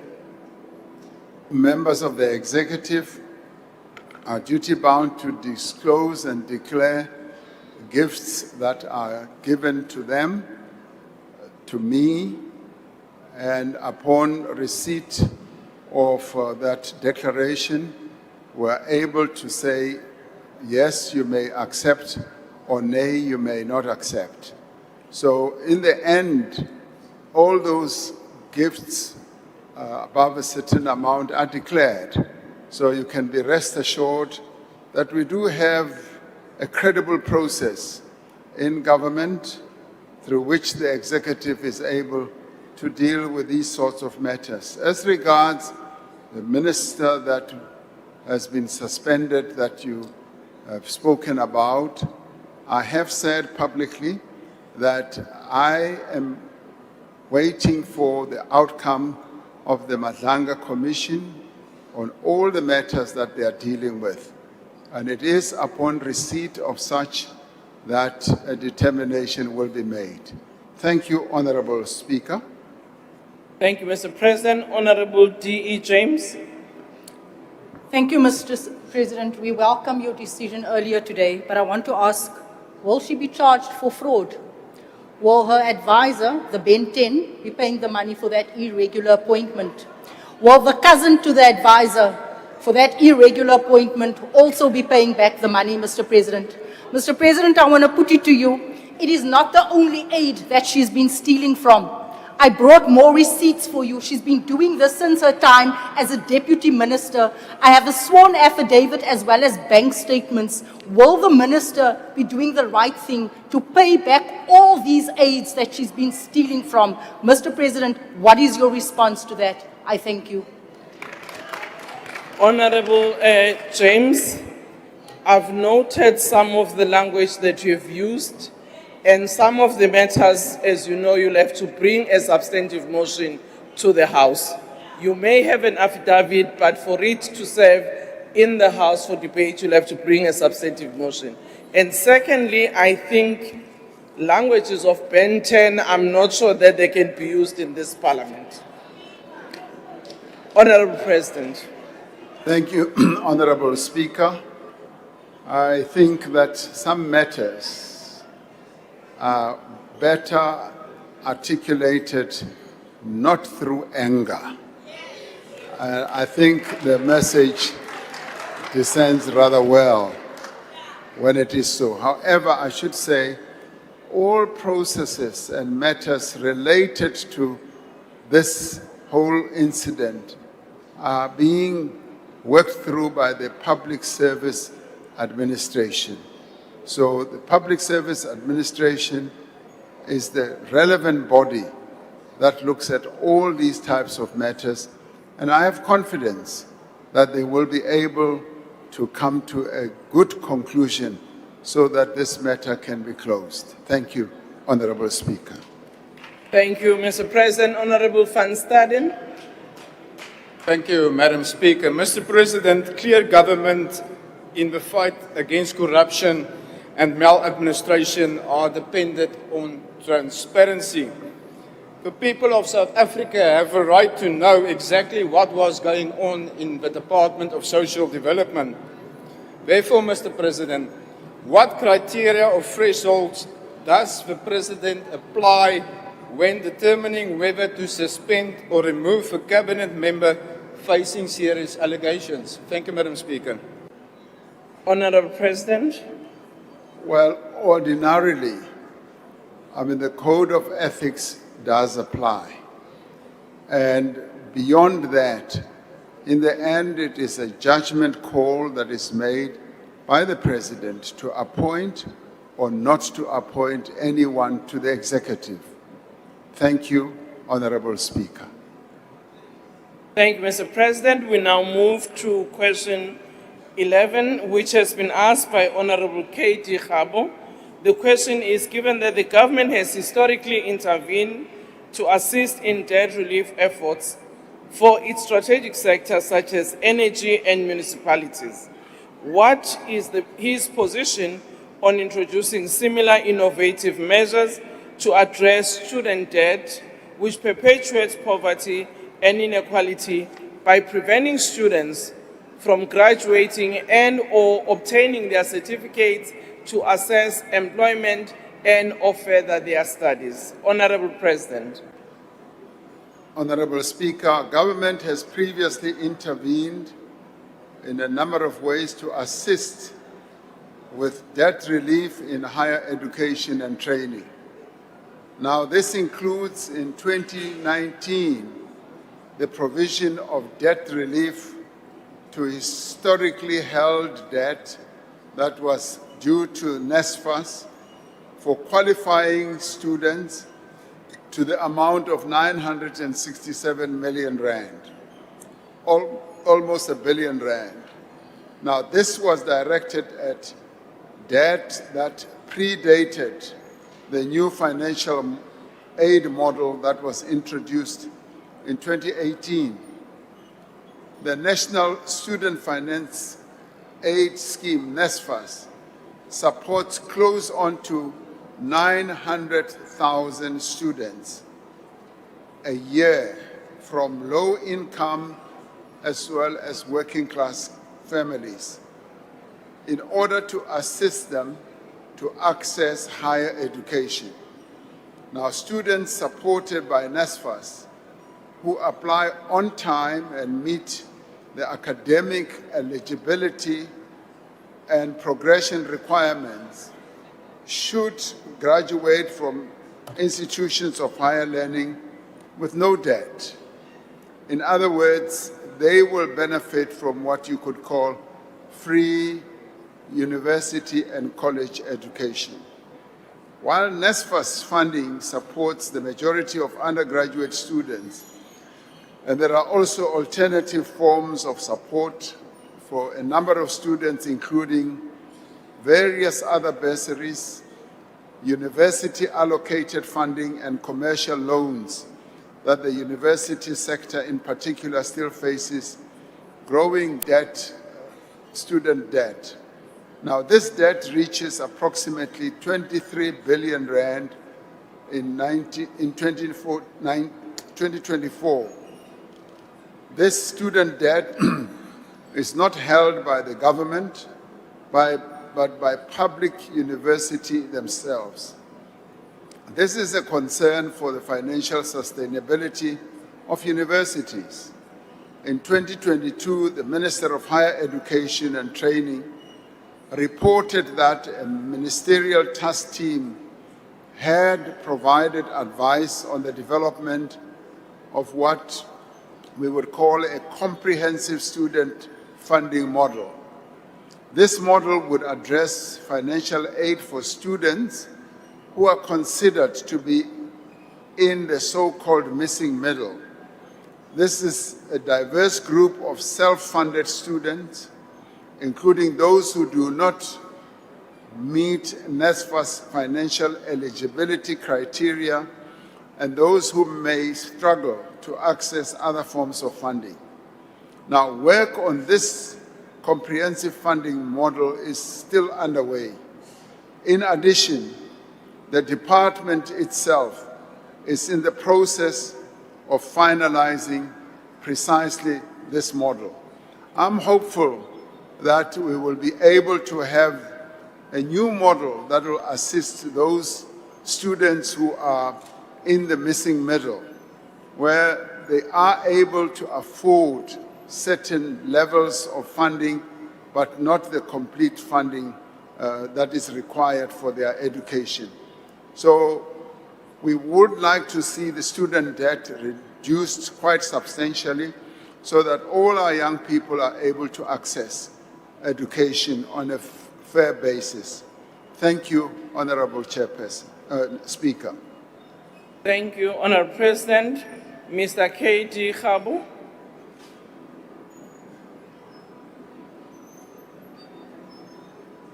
Mic is not working. Oh, thank you very much. Thank you very much also, Mr. President. We really appreciate the response and your commitment towards the realization of free quality education in South Africa. However, Mr. President, given the recent reports indicate a rise in youth unemployment and appreciating that student debt serves as a structural barrier that prevents graduates from entering the workforce, does the government regard this crisis as a matter requiring additional national intervention, similar to how the government has previously intervened to stabilize sectors considered strategically important to the economy? Thank you very much. Honorable President. Yes, it is so that more resources are required. And government spends almost 54 billion rand on supporting young people to access higher education. Now, with the constrained fiscal position that we have, obviously our ambition and our wish is that we should expand the eligibility of NSFAS to all students, but we are not able to do so with the resources that we have at hand. Our ambition, obviously, is what we want to focus on and to see the extent to which we can come up with a model that will support young people in an affordable manner. And I know, for instance, in a number of other countries, they have a system where children from poor and working class families are fully supported. But at the same time, those who are able to have some funding are supported through bursaries. Bursaries that they then start paying off when they start working.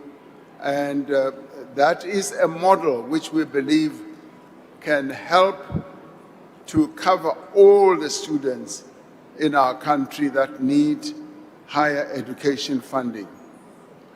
Of course, you mentioned how, for instance, our CETAs can also come to the fore and assist. The CETAs are more geared for those who have already qualified, who are in the skills development process. But we are seeking to find ways through this model that is now in development. And I'll be following up with the Minister that this model must now be speeded up so that it can be open for discussion and debate, and then we should proceed to implement it, because it will, to a large extent, help to solve the problems that many of our young people are facing at the moment. Thank you, Honorable Speaker. Thank you, Mr. President. Honorable Hadebe. Thank you, Madam Speaker.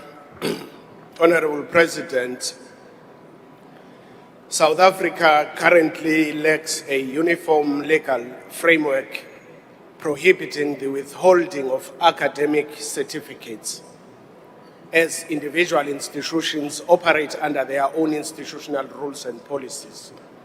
Mr. President, does the government, in consultation with institutions of higher learning, have financially sustainable and cost-effective plans to practically address the interest that graduates continue to accrue on student debt? If not, why not? If so, what are the details? Thank you. Thank you, Mr. President. I did not hear that final part of the question, if you may. Honorable Hadebe, you can repeat it while seated down, it's fine. No one is going to have another opportunity to walk to the podium. No. Thank you, Madam Speaker. The question was if the government, in consultation with institutions of higher learning, have financially sustainable and cost-effective plans to practically address the interest that graduates continue to accrue on student debt, given the fact that South Africa currently lacks a uniform legal framework prohibiting the withholding of academic certificates. Thank you. Honorable President.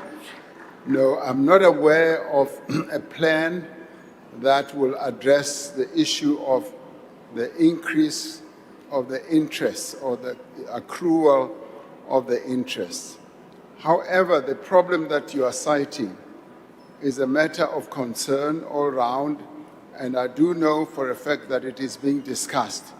The Minister of Higher Education is involved in discussions with the various institutions of higher learning to find ways and means of addressing precisely this problem. So solutions may well be on hand.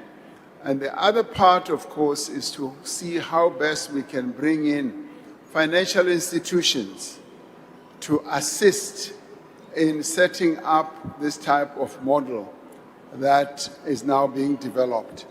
Because quite often, the issue of interest has to do with the cost of money. And yes, we agree that students need to be cushioned against that, but it is the money that is costing those institutions as they are deprived of the utilization of money if they have given bursaries.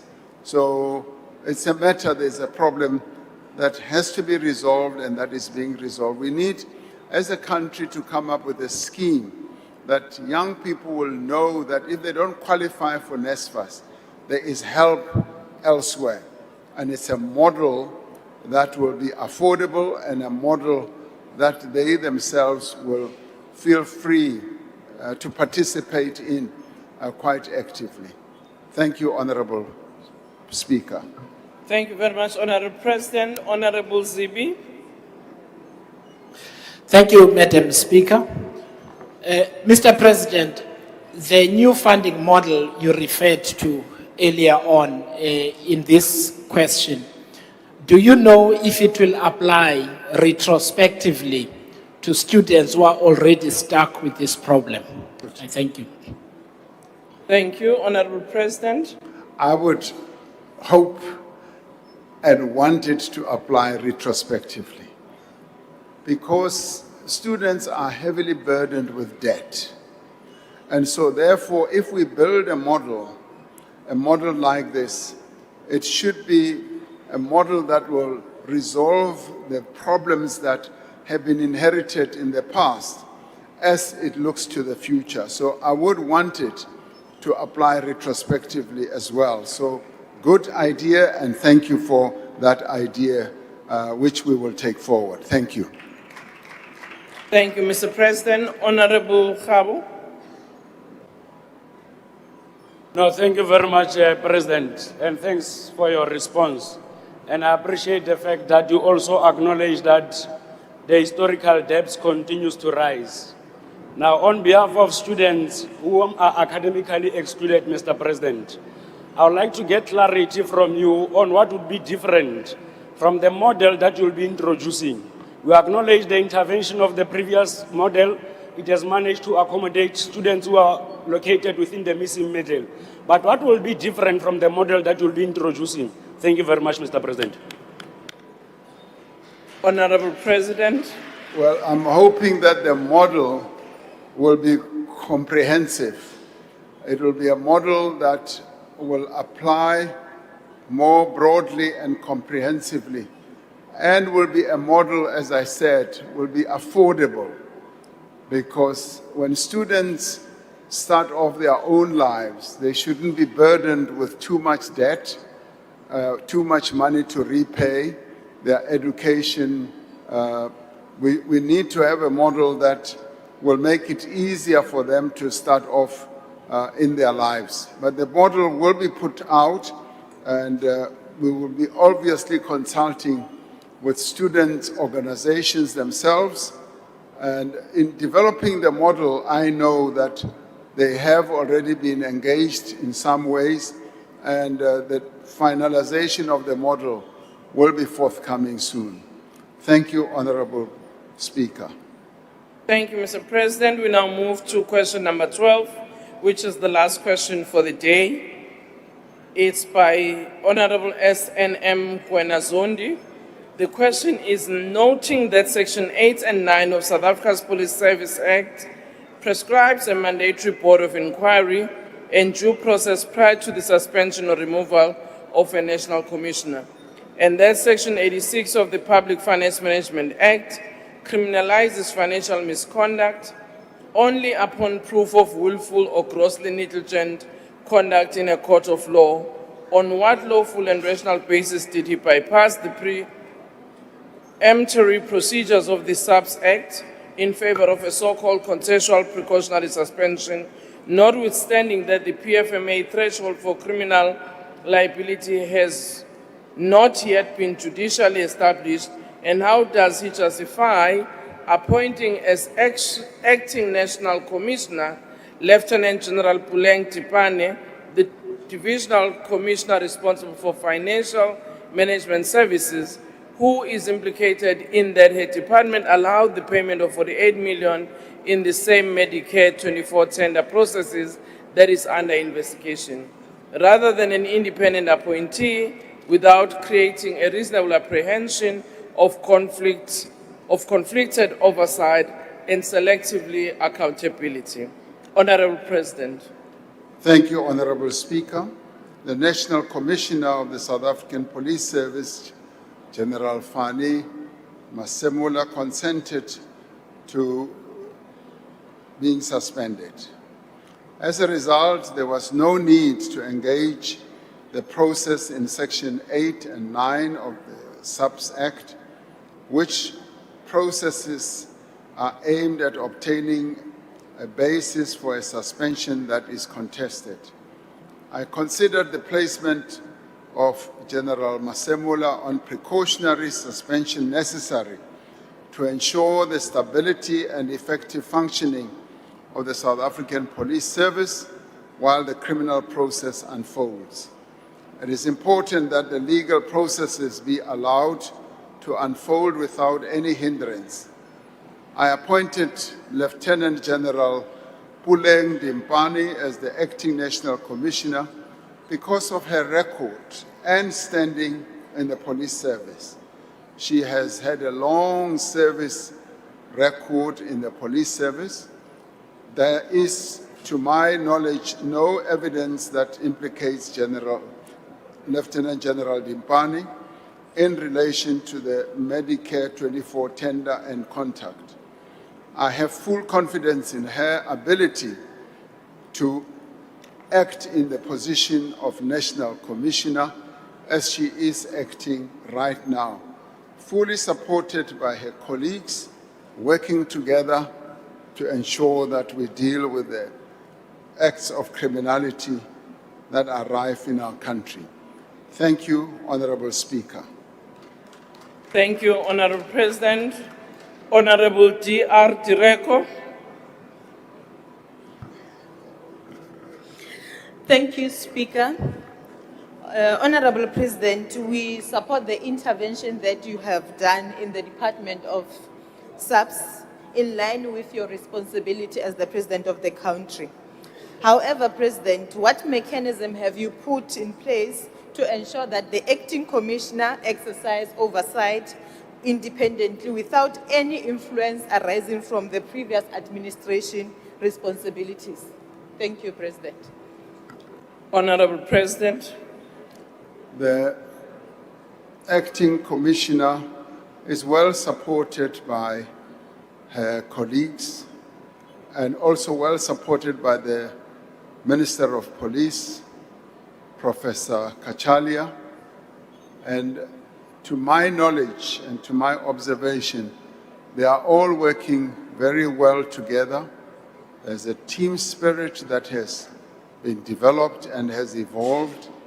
So I have no doubt that they will be able to execute the task at hand with the diligence that it requires without any form of interference from anyone. And I have said to Lieutenant General Dimpani that she must execute her task without undue influence from any quarter whatsoever.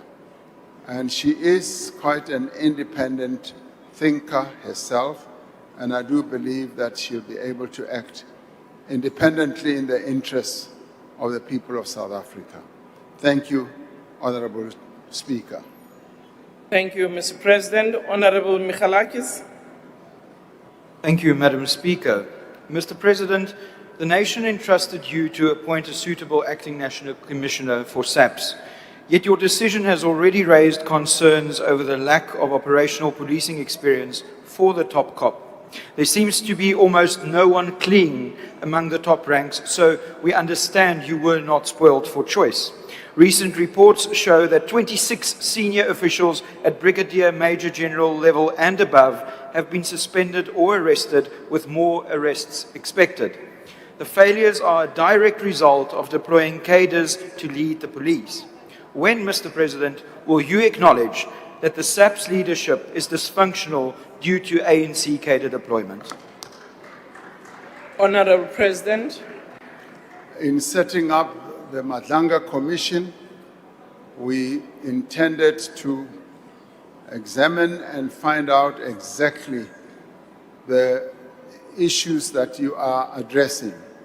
And it is that commission that is assisting us to identify all the acts of wrongdoing, to identify also the capability or lack thereof amongst the senior police officials. So this is an important process that our country is going through, and I would just wish that we all support it and await the results of the Madlanga Commission, whereafter we will be able to take much clearer steps to move our police service forward. Thank you, Honorable Speaker. Thank you, Honorable President. That concludes questions to the President, and we'd like to thank you for coming to the House. And can all of you take your seats and not leave the House? I'm only allowing the President to take his seat. Thank you very much.